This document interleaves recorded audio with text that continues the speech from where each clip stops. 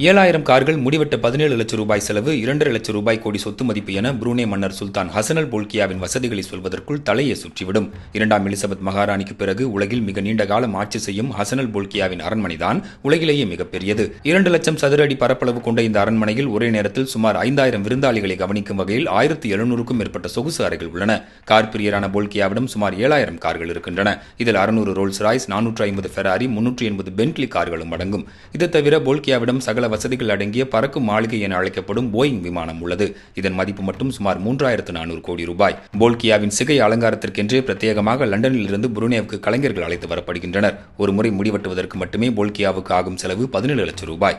இவ்வளவு ஆடம்பரமான தலைவரை கொண்டிருந்தாலும் உலகிலேயே மிக குறைவான வெளிநாட்டு கடனை கொண்டிருக்கும் ஒரே நாடு புருனே தான். அதீதமான பெட்ரோல் வளங்களை கொண்டிருப்பதால் புருனேவின் குடிமக்கள் எந்த வருமான வரியும் செலுத்த தேவையில்லை. அரசே இலவச கல்வியை அளிக்கிறது, மருத்துவ சேவைகளும் இலவசம்.